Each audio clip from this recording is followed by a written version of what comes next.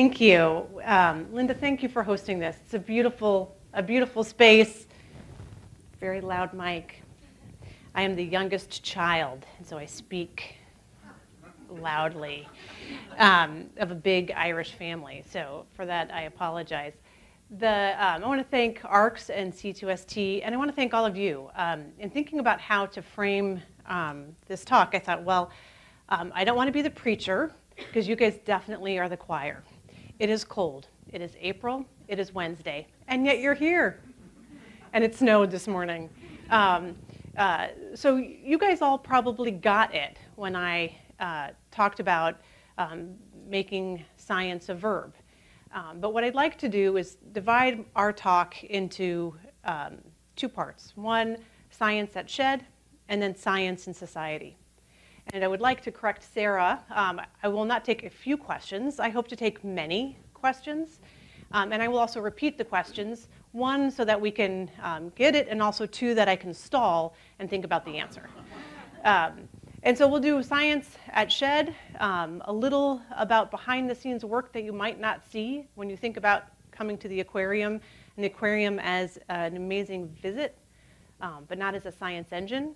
And I want to share that with you. And then science and society, which is really where I ask you all questions about what does science look like in this age of disruption, in this age of the shared economy and the experience economy. If we have the answer, we can go and figure it out and start companies and make a lot of money. So first, before that, I love the aquarium's history. And so before I get to science at Shedd and science and society, I just want to talk to you a little bit about our namesake and how we arrived at where we are today. So Shedd, you've all been there, right? It's amazing. It opened up in 1930 and had 2 million visitors that year, almost exactly the number that we had visit last year. And it was founded and funded by John Graves Shedd, who was the youngest of a farming family in New Hampshire. And he came to Chicago and made his fortune by working his way up at the Marshall Field Company, literally from stock boy at the mailroom to the president of the corporation. And when he had made his fortune, he wanted to do two things. And one of those still lives on very much with our mission today. He wanted to give back to the city that had made him rich and made him fortunate. And he also wanted to bring the world, the aquatic world, the unseen, far-flung world of aquatic animals to a Midwest city. And he wanted people to experience that nature. And it's ironic that wanting to bring the cosmopolitan world of yellow fish from the Caribbean to the middle of the Midwest is just as relevant now in this age of nature deficit disorder, where middle schoolers spend 20 minutes a week outside instead of, in my generation, and I'm 46 years old, so I'm not that old, but when I was in middle school, me and my cohorts spent 5 hours a week, whereas not my kids, because I make them go outside, but spend 20 minutes. And so being able to live out our value and to do the same thing that John G. Shedd wanted, which was to connect people to the natural world. And it is literally one of our operational values, is to look nature in the eye. And it's just as relevant now. This was the building in 1930, and then in 1991, we planed off that beautiful Beaux Arts building and built the Oceanarium and began our marine mammal and more participatory, immersive experiences for our 2 million visitors a year. But just a little fun architectural fact. Boy, when Chicago builds buildings, I'm sure like this incredible place we're at tonight, they build them right. And so that Georgian granite that skins Shedd Aquarium is 12 to 18 inches thick. And when they ripped off the backside and built the Oceanarium, they could plane it in 3-inch thick and reskin the building. So it is the same granite. It's shinier because of the honing blade. But we were able to use that granite and skin the building in the same architectural style. Okay, now on to science at Shedd. The Shedd is interesting in that we are actually a hospital, and I know both your organizations are interested in health and medicine. I come as a biochemist who did human infectious disease work, often with the zoonotic host, and so I thought I'd explore a little bit about the science we do in the health arena and how there are lessons to be learned with aquatic animals and human health, that nature has the best answers often, whether it be, as an example, anticoagulants in mosquito spit that are used in surgery, to examples such as the ones I'm going to explore today. Did you know about mosquito spit and anticoagulants? Yeah, so think about it. Like, this is a total digression. I got to better watch time. But you guys, you guys are science aficionados. You love science. You'll probably march for science, and so we can kind of geek out together. Mosquitoes have to make sure that your blood doesn't clot, even in the short time period that they're taking a blood meal. And so they actually have anticoagulant properties in their saliva. Lots of blood-sucking animals do, the beetles. And you guys didn't think you were going to come to a lecture and hear the phrase blood-sucking. And it's a very close chemical derivative that's often used in anticoagulants, including liquidized heparin. And so anyway, back to the lecture you thought you were coming to. This is Dr. Karen Pohl. She is using a slit lamp or an ophthalmic scope to look at a lizard who is one of the native lizards to southern Illinois, and one of an increasing endangered amphibian population. One thing you don't know about Shedd, because we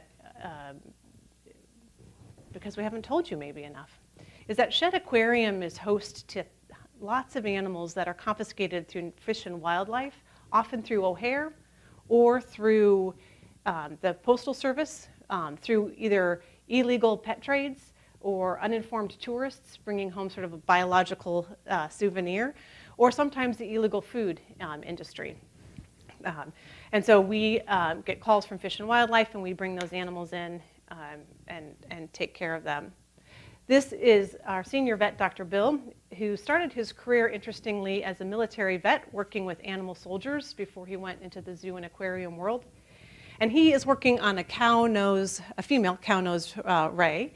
She is one of our most prolific mothers, and they are doing, and again, because I know you guys can handle it, they are doing a uterine antibiotic flush because she had an infection after giving birth. And she is swimming around, doing very well in the Caribbean Reef. This is Ginsu, one of our famous animals, a gigantic, over 100-pound saw-tooth shark. She had an irritated mass and became irritated, and other animals were starting to express interest in it. So they captured Ginsu, appropriately named, as a sawfish. I should say they carefully captured, more for danger to the people who were going to work on her than danger to herself. Anesthetized her, removed the mass, and happily she is doing extremely well. It was purely curative, and it was a cutaneous papillomavirus that they extracted.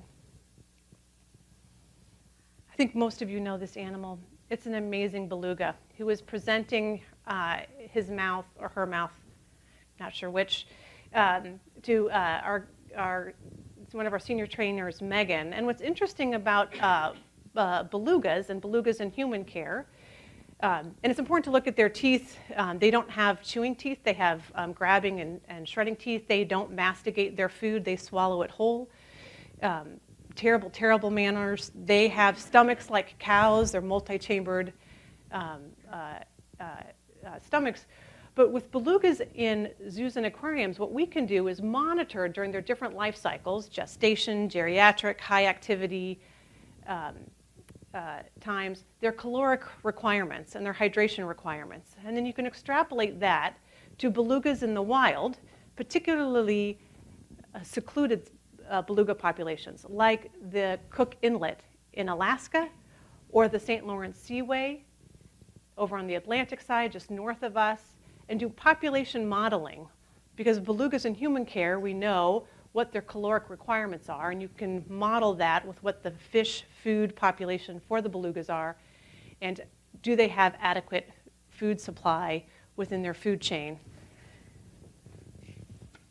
And the short answer is the St. Lawrence belugas are in more danger of starving than the ones at Cook Inlet. This is a wellness exam on rockhopper penguin 22. Penguins have this incredible blood pressure system. So their beats per minute can range from 20 to over 200.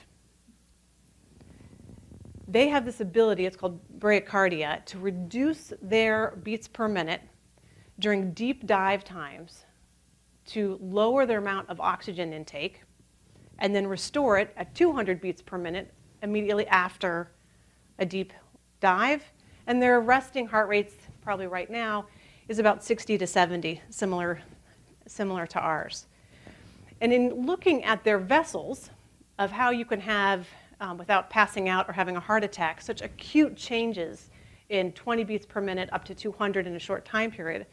And researchers, by looking at different animal species, arterial wall structures, can look for opportunities to strengthen human arterial structures with obviously one of the largest Western human medical conflicts with cardiac disease.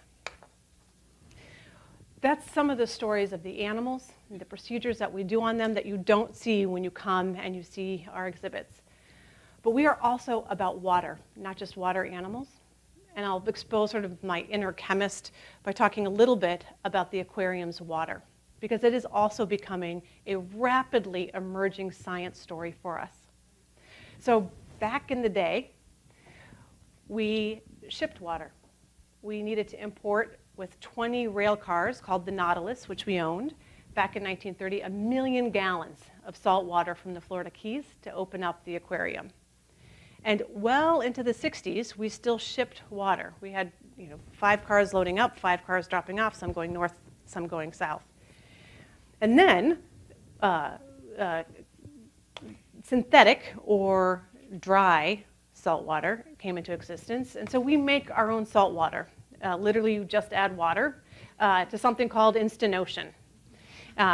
And I figured, given that this is an ARCS crowd and a C2ST crowd, that there's going to be a chemist in the audience. And so I wanted to put up, just to indulge them, what goes into salt water, what is the salinity, what is the mineral composition of salt water. And what is interesting is that we're going to look for ways, as we renovate some galleries, to bring the animals' habitats more into the human and understandable scale. And here's what I mean by that. Not all ocean salt water is the same. The salinity changes because even my 5th grader knows that warm water dissolves more salt than cool water. And so the thermal vents in Hawaii, at depth with pressure and heat, have a higher salinity than, say, where polar ice caps are melting. And so you can talk in abstract about really geologically complex geological time scales like climate change or global temperature fluctuations.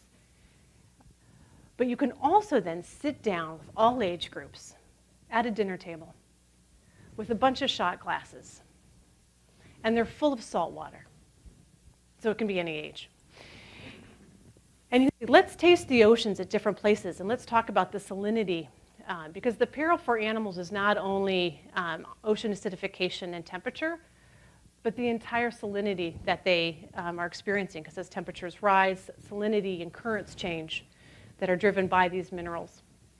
And so it brings that idea of temperature fluctuations and climate to the human scale, because you can sit down and you can say, this is what the salt water tastes like now, and after the polar ice caps, this is what it's going to taste like. And you don't have to draw such abstract picture that that's a very different aquatic environment for those animals to live in. So, the next time said when I started, "Oh, you're the star of the show." I said, "No, the speaker is never the star of the show. It is the bartender and the chef." But I encourage you to, as we go through our strategic plan and deploy these participatory experiences, to come and come to our bartender and come and drink salt water with us, and figure out ways that we can humanize some of these environments, and again, connect people in a really visceral way to the aquatic natural world. We used to think that we just made instant ocean and we put the animals in if we got their temperature right and their salinity right, and we were done. Just like humans used to think, if you put antibacterial soap on everything, that was the most healthy environment to be in.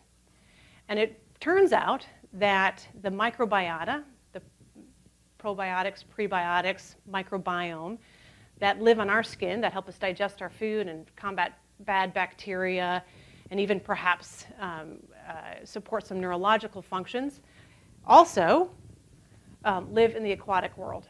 And so about 2 years ago, we started a separate lab, and it's a microbiome lab, where we're taking water samples and swabs of the animal skin and looking at their microbiome, the tiny microbiota, tiny microbes that live on the animals, and benchmarking this built environment of the aquarium with the wild habitat and measuring as they shift. Because as humans invade or interact more with the natural aquatic, we are also not only disrupting macro ecosystems, large habitats, but also micro habitats with the microbiome in the water. This is what Shedd Aquarium looks like now. Not actually now, because it was spring break and it was really busy. So this is, now at a peaceful time when we have closed. And we really care about all the 32,000 animals that are in our care. But this isn't the only address of Shedd. We also have an address on the water, and have had actually a boat presence in the Bahamas and the Florida Keys for as long, if not longer, than the aquarium's been open. This is our current research vessel. It's an 80-foot collecting and research vessel. It is Dr. Chuck Knapp's home away from home. He even has a bunk that's like Chuck's bed. That's how long he spends every year. How long would you say how many days have you been on this boat? 2 months a year for 15. 2 months a year for 2 years. This research vessel, this Shedd South, goes and under Chuck's leadership has really honed some key research areas, and I have the privilege of just quickly walking you through what they are. Here's a map of where we winter the. Not going to even try the laser in Miami, and we do a suite of research, both from grouper research, looking at how they spawn. They come together in big spawning aggregates, which puts them at risk for habitat disruption, as well as puts them at risk because if you're, a fisherman or fisherwoman, knowing they're all going to aggregate in one spot at one time, it's not fair for the fish. But if we preserve those areas and we do active management of those areas, we give the grouper and their spawning a fighting chance. We do conch research similarly on the narrative of sustainable seafood. Conch, they call them the hot dog of the Caribbean. They are delicious. They are useful in anything. It's like chicken of the sea. And they don't move, or they move very, very slowly. And so we do conch research to look at habitat and to help some planned management. We do shark research in a current shark sanctuary. The challenge is the shark don't know the boundary between the sanctuary and the open water, and so they migrate. And our research team is looking at the shark research and their migratory distances and helping massage that management plan of the sanctuary. We use the research vessel to take humans out, both college students and marine biology future leaders in high school. And then, of course, Chuck doing his iguana research in the Bahamas. So it's a really incredible endeavor, an entire sort of enterprise of Shedd that happens beyond the Chicago walls. We also do research focused on the Great Lakes. We are grateful every day for where John G. Shedd chose to build the aquarium. And we are also aware that it is almost our payback to the universe for building on what is 20% of all the fresh water available in the world. Did you all know that? Coming from Colorado, which has all sorts of water right problems, and nobody else knows that. I think Chicago knows that, Midwest knows that. So I always say it because I'm still amazed by it. And that 20% includes shallow aquifers. So we're doing lots of research on the Great Lakes, particularly on migratory fish. This is Dr. Karen Murchie, who looks at long-nosed suckers and how they migrate even into the tiniest of tributaries right about now in the spring to spawn. And of course, because there are so many tributaries, and they're in we look at 3 states, but they're in more than 3, and they are tiny fingerlings. She has deployed citizen scientists to be extra eyes and documenters of when this migratory process happens and when the spawning happens. And the spawning is critical because it releases these bursts of micronutrients which catalyze the ecosystem to go into the spring cycle. And so Karen's work is not only on something near and dear to our hearts, fish in the Great Lakes, but also something else that's near and dear to our hearts, which is incorporating, I've just put these up because they're beautiful, incorporating visitors and the human enterprise of all this. So let's pivot and talk a little bit about that human enterprise. This is now where the classroom portion comes. And science and society. But before we bastardize the English language and make science from a noun to a verb, we need to have an operational understanding of what science is. So not science like theologies, like biology or geology, but what is science? What are the principles of science? What makes science differentiate between chemistry and alchemy? How is science differentiating neurology from phrenology, physics from magic, astrology from astronomy? How do you characterize that? What is the differentiation? And try to think of how you would have answered it prior to things like alternative facts.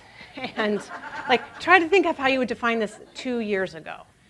How would you define or characterize, because it's actually codified. There's actually organizations, professional organizations, the AAAS, American Association for the Advancement of Science, the National Academy of Sciences, and then the AGU, Geophysical Union, have come up with what is the attributes of science. And it's not just facts or the scientific process and making hypothesis and testing. Now, what are the attributes that proves that something is scientific? Think of some words. There are only 8, well, there's a little more than 8 words that qualify something as science, that qualify something as astronomy versus astrology. Observation. Evidence. Reproducible. I thought you guys weren't going to shout out, and I was going to have to keep going. Reproducible. Systematic. Yeah, you're all, that's why we're here. So this is with sort of authoritative science bodies, regardless of topic, the tenets of what makes something in or out of science. 1, it is consistent, both internally and externally. It can be, it is defensible internally and externally. The second is it's parsimonious. And that's when you know that the English majors helped come up with this list. That means that it is sparing of proposed extras, unicorns, leprechauns. Think Occam's razor. Yes. Keep it as simple as possible. It is parsimonious, sparing of proposed entities or multi-steps explanations, Occam's razor. It is useful. And they don't mean useful like tech transfer or product development. They mean useful that it observes observable phenomena. It observes the natural world. Someone's already covered this. It's empirically testable and falsifiable. Something can be true or false. You can test if it's yes or no. It is based, we also covered this, on controlled and repeated experiments. And that we take those controlled and repeated experiments, and then we can correct and build off of it. So it is correctable and dynamic. That is a definition of science. And again, it is progressive. It achieves all the previous theories and then adds, and then adds. And then the last one is my favorite because it ensures job security of scientists and requirement for funding, is that it is tentative. More data needed. Chuck's research team always needs to go back out. More data needed. And of course that sometimes presents a vulnerability. Because how do you know? Well, more data needed. It admits that it might not be correct and that it could be reproved and that it is asserting a level of uncertainty. Because of the historical, because I'm going to pivot from what I think science has delivered to society currently to what in this new age of disruption and this new age of power to the people, science will be. But because of this rigor, of this 8-step rigor and a big word like parsimonious, science in society is doing really well as far as credibility. This is a little fuzzy, so I'm going to walk us through it. This is from the National Science Foundation. Annually, their National Science Board produces a report on science and engineering indicators. This is just one of a whole portfolio of science indicators that they do. And I think this audience would appreciate, you should go to this website and click. It's like the USA Today infographic of a bunch of amazing materials. They do massive surveys of thousands of people in the United States and ask them scientific questions. Did the universe begin with a flash? They don't say Big Bang Theory. Which is true, the Earth revolves around the sun or the sun revolves around the Earth. Some basic scientific theory principles. They do this in other countries, and they've tracked it. And they've tracked it all the way back to 1986. And so it's not just how many PhDs Norway's producing and how many people come here from China to get their engineering degree and then go back. There are really great indicators about the general population, not just scientists and degrees and hours of learning and female biochemists versus male biochemists. They have all that, but they have this treasure trove of information about the public, about science and society. And so this is the US public's confidence in different society sectors: the military, the scientific community, the health community, medicine, education, television, and the press. The biggest losers in this are green and blue, television and the press. Back in 1986, they received, and this is a good deal of confidence, between 10% and 20%. I'm like the AV group's worst nightmare. I walk, I move, so I apologize, my voice is like really loud and really soft. Television and the press oscillated between 10 and 20% of favorability, that the US population had a great deal in confidence in what they heard. And now that's gone to below 10%. And I think now with buzzwords like fake news and false news sites, we can anticipate that going down even more. So television and the press have lost great credibility. Education went from being around 25% highly confident to less than 20. The two stalwarts, the two sort of constants in this, is the military, that has actually gained from 30% confident all the way up to north of 55% confidence in our military. And then the scientific community. Oh, I did get it. The scientific community, starting at, it's actually this color. ending here. So military, scientific community, health and medicine, education, TV, and news. Permission to get out your smartphone, because I didn't have time to do this, and look up what happened here and here, because I don't know. I've tried to guess, so like what military conflict did we have? Nope, 9/11's over here. I said, look in your phone, don't shout out answers.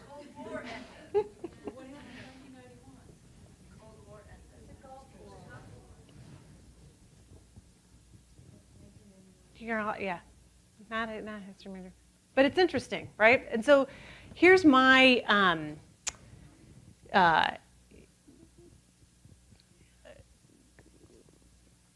my personal concern.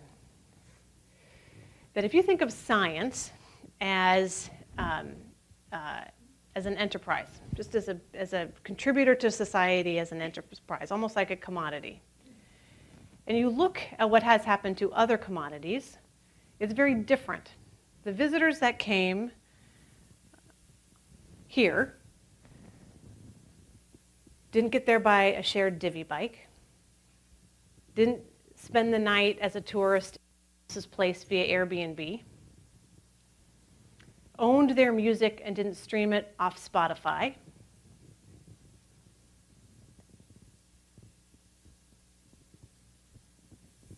probably believed people just carte blanche that were more educated because they held a higher academic degree, because they read Encyclopedia Britannica versus a crowdsourced knowledge format like Wikipedia. And so we are entering an age where science needs to go from being our science with people who hold academic credentials and who generate the science to our science. What is the current version of the shared economy within the scientific enterprise? And it's more than just citizen science programs, which are great, but clearly not to scale that we need. And I'm concerned that scientists and the scientific enterprise writ large will go the way of the music industry, that thought they were the ones who were creative and they would hold the license of the music, or the newspaper industry that said, we are the authoritative knowledge base of news, incredible, and losing out to this sweeping movement of co-authorship, co-collaboration, co-curatorship. So we need to pivot from our science to us science in this experience and shared economy. Because our visitors don't come like this, they come like this. They come younger and on wonderful yellow school buses. And they want to participate with our animals, not just watch the animals. And they post and author their own experience. Because if you have an iPhone, you get to look things up and be an expert, and I believe in that. But we need to harness that for the scientific enterprise to drive new knowledge. Not just assume the public are consumers of scientific knowledge, not just assume that people are consumers of movies, but now you turn around and you can make your own movie with 3 apps that my teenager loaded on my phone. We need to pivot from scientists being the only one who generates scientific knowledge and figure out a way to relinquish that and let them participate. Not let them, relinquish it to them. They come like this and like this. And so I think if we could talk to AAAS, the Association for Advancement of Science, or the National Academy of Sciences, or the American Geophysical Union, and we look forward, and I don't know how forward, 10 years, 2 years, 3 months, we're going to need to add a 9th and 10th bullet in order for science to remain credible, important, and at that benchmark that we saw on that fuzzy graph. Like everything of value in the experience economy and the shared economy, science needs to be shared and actionable.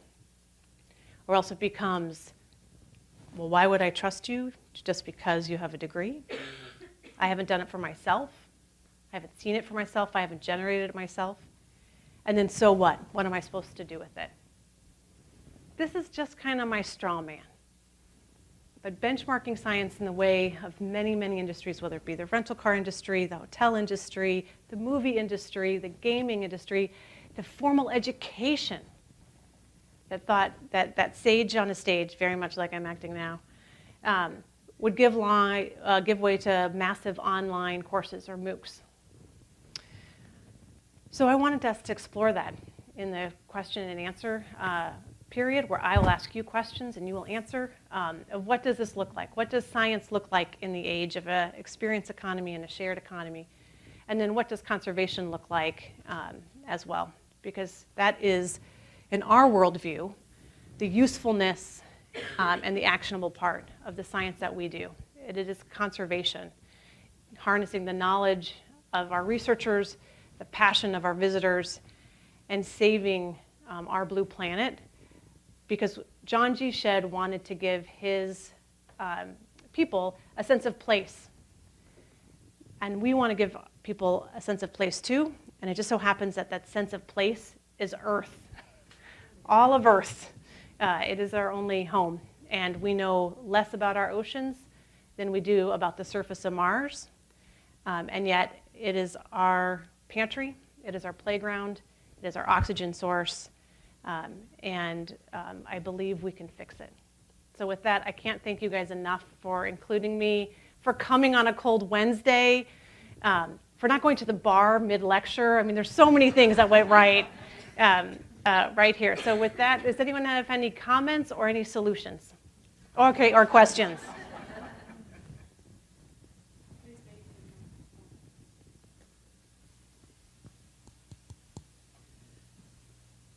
So You can shout it out and I can repeat it too. no, No.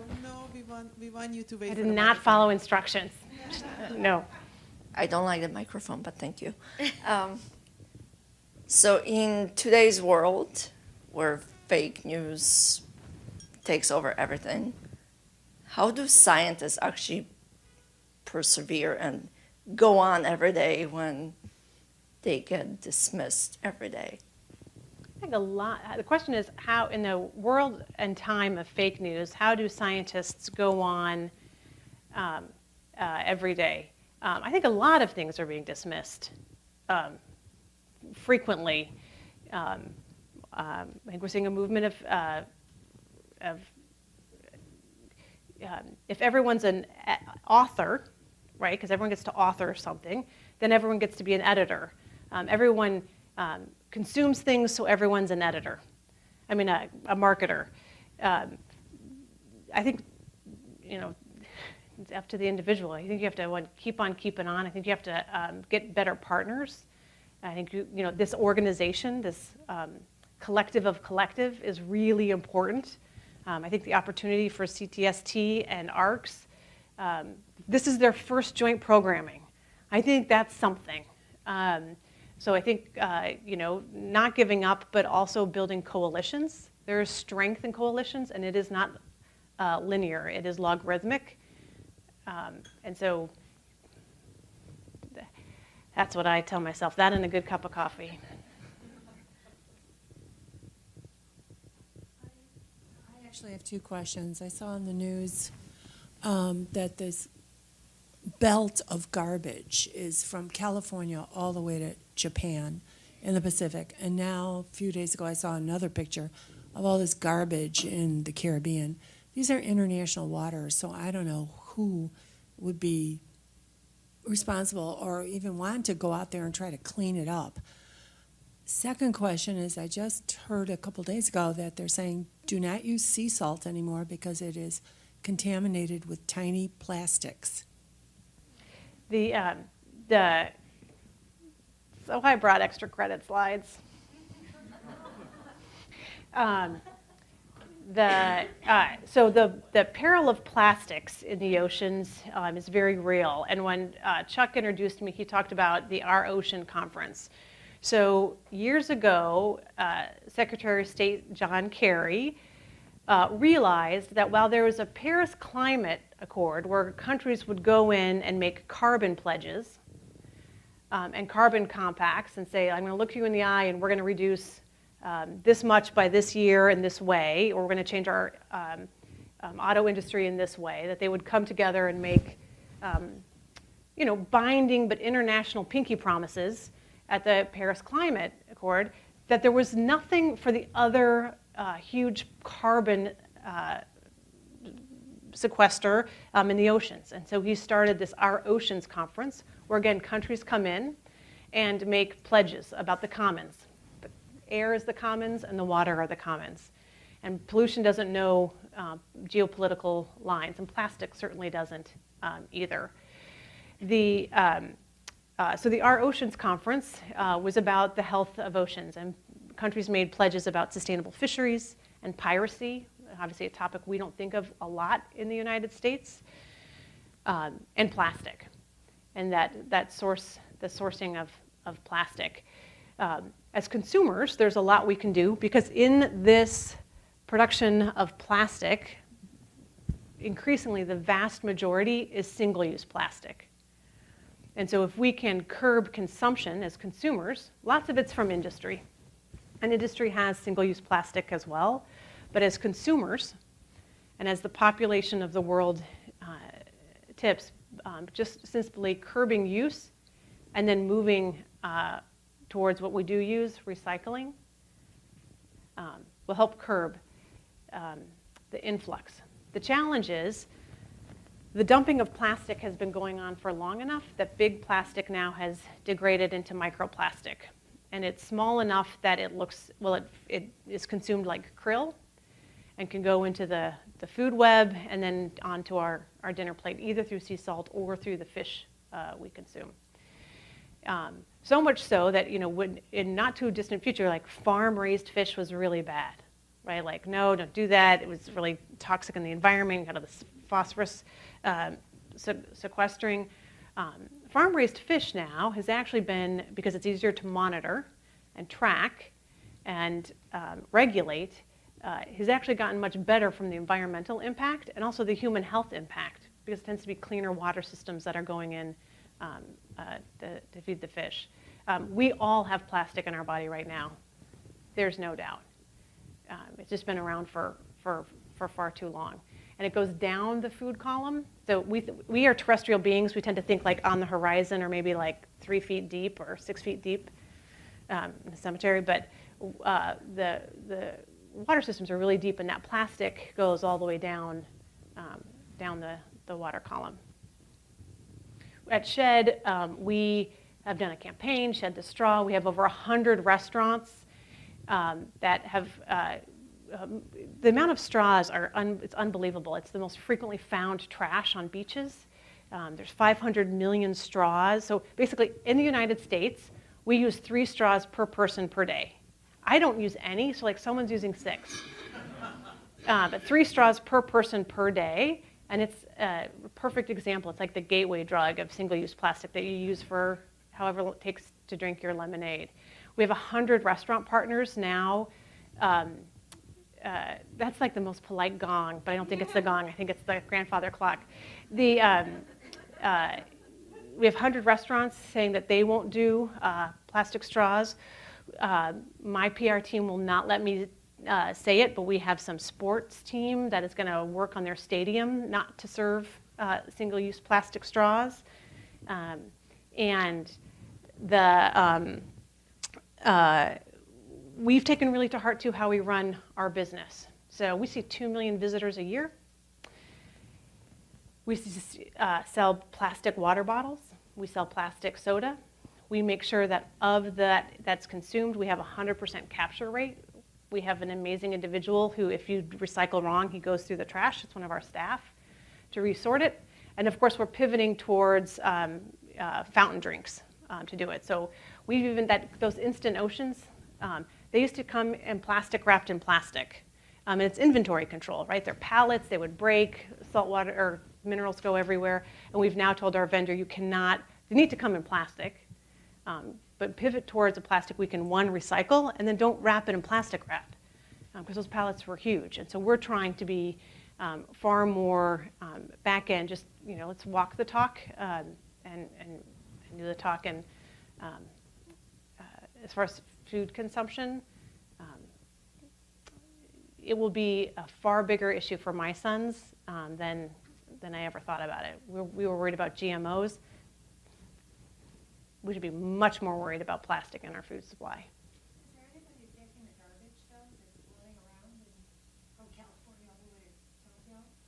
So there's some interesting startup companies. So the question is, who's attacking cleaning this up? So there's a school of thought that there is a moment in time when the plastic is still big that you can sieve it out. When it gets down to the size of krill or a grain of rice, you can't, because you're going to be scooping up a bycatch of fish.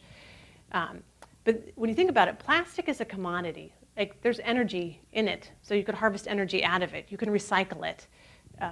There are startup companies in other countries, not in the United States, but how is it worth going out and inexpensively harvesting and then reselling it? Because it's a commodity. There's still energy and productivity and value in that trash. And so there are wonderful sort of green companies that are trying to figure out these trash wheels that go in the ocean and scoop it up before it degrades to even smaller pieces. Thank you for asking about plastic. I have a comment and a question. Number one, with regard to the plastic floating around in the oceans and other debris along with it.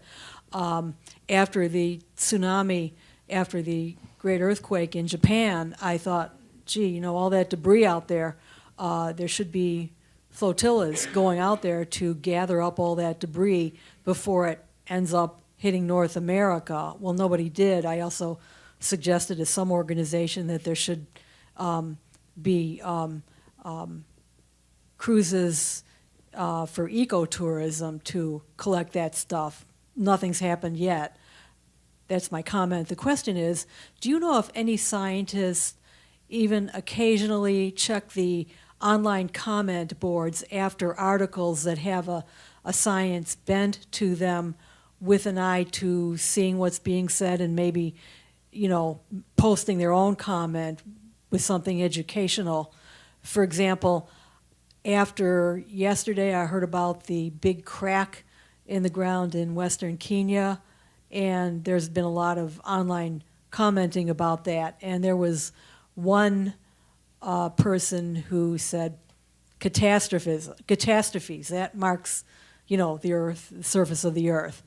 And I explained to him that, sometimes it's a catastrophe that forms a topography, and sometimes it's what you see as a result of uniformitarian processes, because I have education in that conflict.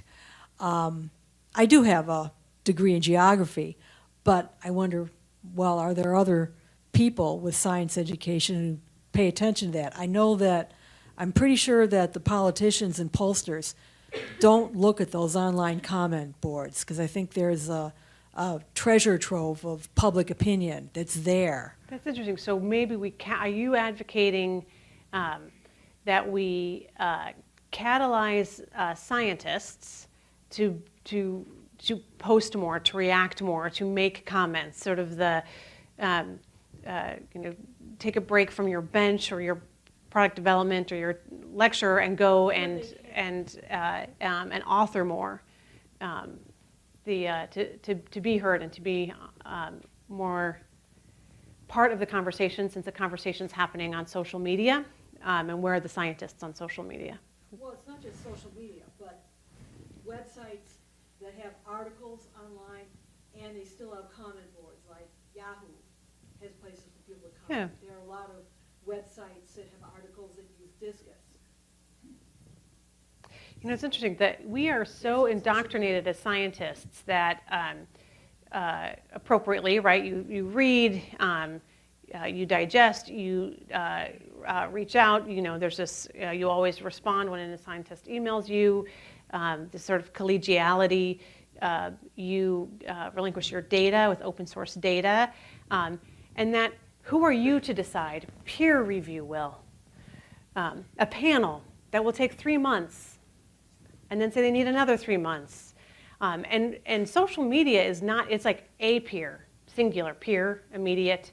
And that's the news. The scientific enterprise works by collective peer review and a longer process. and reacting to scientific news is immediate, and you're authority of one. And it's this paradigm shift that I hear you saying of between peer review that takes a long time and is a big engine of a collective versus immediate one scientist saying, I can be bold and put something out and I don't need to confer with colleagues or be an anonymous panel.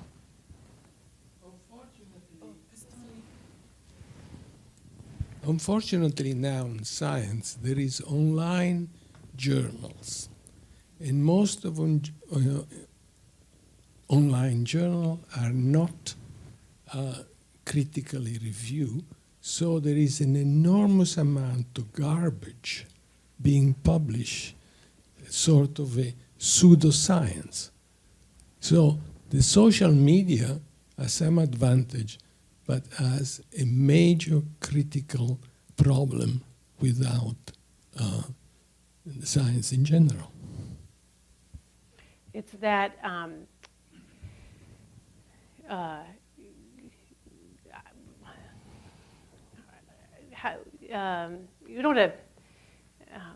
you know, for a long time, formal educators said, you know, I have a degree and I'm the authority and I have more publications and I've studied this in my life's work, and so I will always have that platform to be the authority and the scholar on Sanskrit or troubadours and Renaissance French.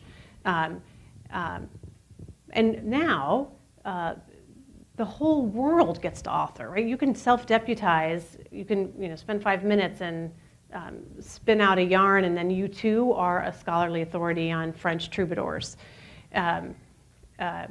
And so I think instead of, I'm worried that instead of being indignant about it and saying like, that's junk or whatever,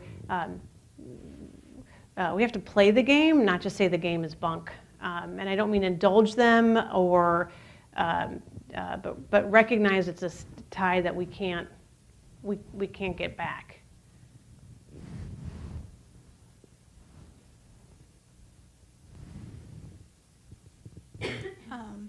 So I'm a PhD student, so In what? Ecology and evolution, and as like a coming up to like facing the real world, one of the big pushes that I feel that are put on to like younger scientists is creating like the social media account to like get your science out there and doing more outreach. So like I've participated in like Skype with a scientist, where you Skype with like a 4th grade classroom and someone like matches you up. So I think maybe social media will be a really powerful push, because that's what people do, is look on their Instagram all day. So having like some kind of platform like YouTube or Instagram might help with educating, pushing more science agenda, or pushing the communication throughout. And you are in the real world, by the way. Like for the 4th grade class you Skyped with, like you're super real, and don't wait for your degree to help exalt true science that checks off all those amounts. You had a comment or a question? Because you spoke about how your common consumer is a child and the families, I think that honing in on that, social media, maybe not social media, but some sort of outlet that caters to a young professional demographic could be great, because I think an issue in science is that it's very isolated. So like you're giving this great talk and giving us great information, but this whole room, besides myself probably, is a room of scientists. But there are great minds in other industries where there could be some reciprocity of knowledge that can apply, and I think that's where real solutions are probably going to be made on a bigger scale. So is the Shedd specifically doing anything to kind of tap into other industries and share the knowledge that you guys have, and then be recipients of learned knowledge from other industries? Yeah, not enough, right? So we, I started off by saying, how did I position this not to be the preacher in the choir? And we just are, right? Like you guys laughed at chemistry jokes, and you thought it was interesting about mosquito spit. How do we not just talk to ourselves and isolate ourselves? My marketing and sales team would kill me if I didn't add, though, that our core audience is not actually those kids coming on the school bus. We see lots of elementary school children, but our strongest membership base is actually that couple. Our growth, lots of date nights, lots of people who have not yet had kids or probably will never have kids. We actually have a huge, larger adult audience than we do the kids. The kids just are louder, and so they're more noticeable.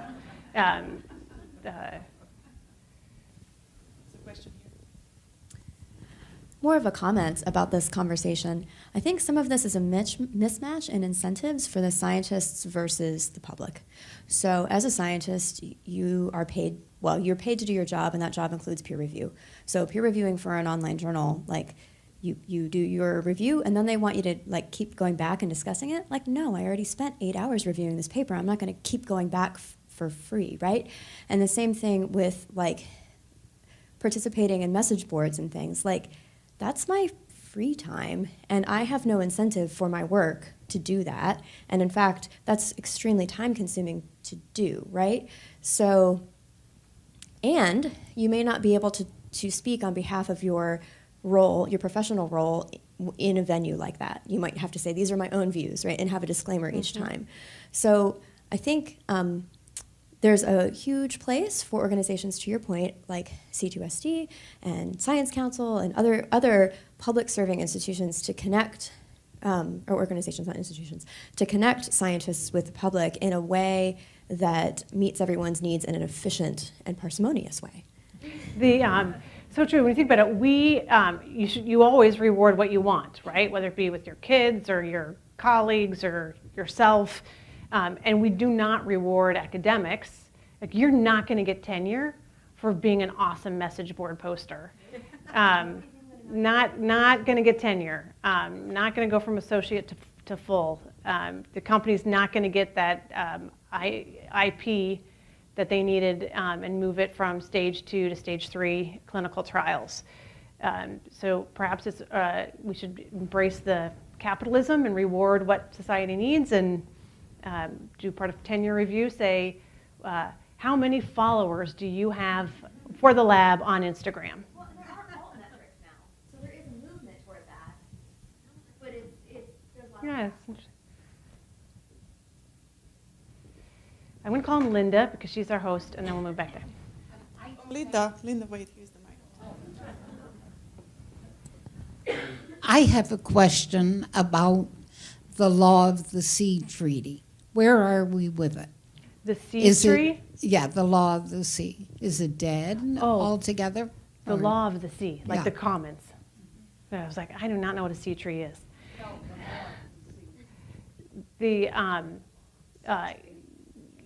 It's incredibly complex, right? So when I was in Malta, with ministries of fisheries and counterparts of our EPA, they couldn't answer that. Even having jurisdiction of where the shelf and the commons begin is still highly disputed. So we agree we're going to make a pledge for a marine sanctuary, and we agree that we're going to reduce fishing by X distance offshore, and then a country says, but that's not you've overstepped. It's not 100 kilometers, it's actually 75. And then we squabble about boundaries. Imagine if that were terrestrial, right? If people were like, Canada doesn't start there. No, Canada, you're 2 kilometers, we'll use their system, not miles, too far to the south. I have a friend of mine that's a doctor. My best friend, he's my best friend for 50 years. And every time I'm with him, I tell him what's wrong with me, and immediately responds, what medical school did you go to? Which, of course, I didn't, but I have Google. And I'm certainly not the only one. My wife is a Google-ish person also. And so we have all become sort of scientific experts on all sorts of issues, many of which are scientific. Where 50 years ago, as you said, we all read the Encyclopedia Britannica, which was probably the Bible, if you will, of information, of data. So all of us Googling all of this information, is that a hindrance to the scientific community? Do you have to battle some of these issues that are maybe either false or go in the wrong direction for the wrong reason at the wrong time? How do you deal with a knucklehead like me getting on trying to tell my doctor friend what's wrong with me? So I think past and trends can predict the future. And so I think the short answer is not yet. So my husband's a physician, and people come in all the time with, it used to be PubMed or WebMD, and now it's just, some random Google site saying like, I think I need this antibiotic. And it's like, it's a virus infection, and also it won't cure cancer. And then sometimes it comes in and it's really informed, and it's very thoughtful. And so it's hard sort of to dismiss the Googlers because it's really smart. I think scientists have yet to have that. I don't know if anyone's gone up to Chuck and said like, okay, you do iguanas, but really, because the skin of the iguana and the diet, and they're not really diabetic because tourists are feeding them. But I think it's not yet. And we can't just categorically dismiss us Googlers, because I bet sometimes you're right and your friend is wrong. And sometimes he's right. But I think with all of that transference and ownership of knowledge, whether it be accurate knowledge or not accurate knowledge, is creeping into every single industry.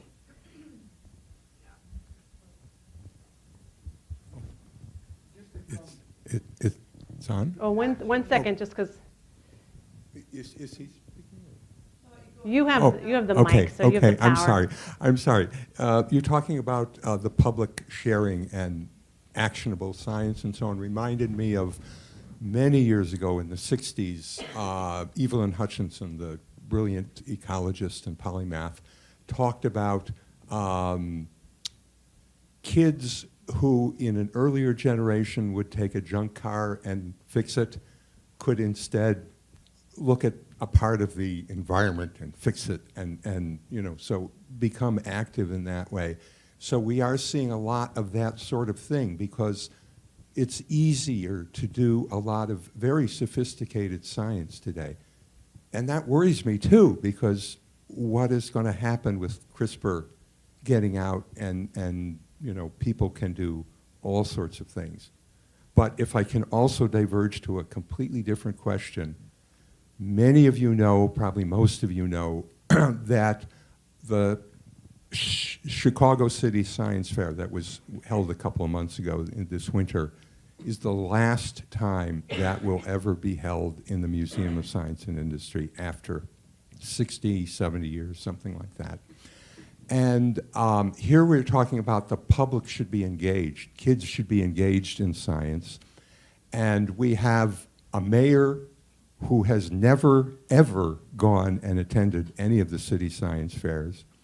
And we have a institution that is essentially the Chicago Public Schools are telling kids now, or the Museum of Science and Industry, which lacks the money, is telling kids, science, forget about it. You're not going to be involved in that. So, I want to make a comment about your first, that it's easier to do public access, open access, and broad access. So gives everyone a level playing field, right? Scientists publish, and then everyone can use the data and leverage it to use their data, whether they're nefarious scientists or not. And when I was at the National Academy of Sciences and worked at a peer-reviewed journal, it was during the anthrax mailings, and the scientific community was going to publish the sequence of anthrax. And then we thought, well, you could it's a really simple strand, you could just make it. So were we giving people the recipe? I could tell you the hours of an ethics review board I sat on. And we sat down like, do we start self-editing? Do we hold back to do it? And ultimately said, nope, we're going to publish it. And we're probably giving it to some people who might want to do further harm and engineer this. But we're hoping that there are way more people who will at the same time engineer the antidote. And so I think with bioterrorism, that was sort of the first time, the nuclear generation is like, yeah, sure, but you need like a couple $1 million in uranium, and we'll be able to monitor that, versus a home lab that you could do that's cheaper, that you could do with chemicals delivered to your home. So it's been a very long and interesting conversation about open access of scientific knowledge, whether it be used for ill or for the common good and the advancement of humanity. That science fair is difficult. Obviously, a matter of money and resources, like time, resources, but also how kids learn. Right? There are virtual science fairs now where they have this like open house, and I'm forgetting the clever name of it, but it's clever, right? Where you have to submit your abstract, and it's like literally the virtual version of that like cardboard trifecta that everyone puts out, and then you stand in your ill-fitting suit. But it's an emoji, so you look better. So I'm really generational. I'm a generational optimist that my science fair is different, in that we might not be able to meet in mass during the hours of a museum or during the limited time window that schools have, but there's still 24 hours in a day, and kids still love to tinker and explode things and make the volcano out of Alka-Seltzer and vinegar, but they just might be doing it at a virtual school on an online platform. And I would love the mayor and governor to be scientists too, but I believe, just because I used to have a lab coat doesn't mean I have a lock on who gets to be a scientist or not. We need people to think scientifically, to vote scientifically, to run their household scientifically.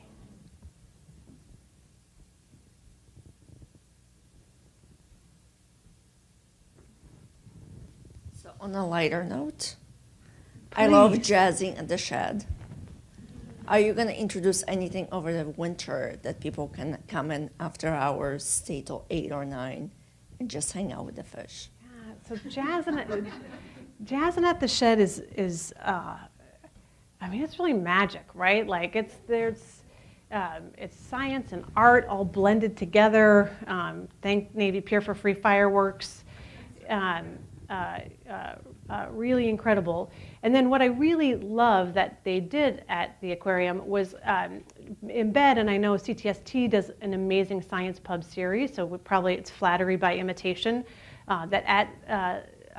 it's every Wednesday, basically in the summer, this Jazzin' at the Shedd, that we squirrel away some of our scientists like Dr. Chuck Knapp or Dr. Bill Von Bon, and they give a little science lecture. And so you can have this dose of the aquatic world and learn while you're hanging out with the fish. And we're looking to model that. Interestingly, that there's represented from other organizations here, and again, not coming from a zoo world, coming from when my collections were dinosaurs, not dolphins. We have to be really careful. Like, the animals need to sleep. We actually can't. We have to be very careful of how we program the evening so they don't disrupt their circadian rhythm. And even when you come at night, you'll notice the lights change because there's different UV filters that they to model. So I would love people to be able to be there. We could see more people, more mission moments. But that those loggerhead carp, they have to sleep. And so I just found that interesting when and certain animals sleep more often than others, and it's a whole other lecture about animal sleeping. I'm getting the hook. Sorry.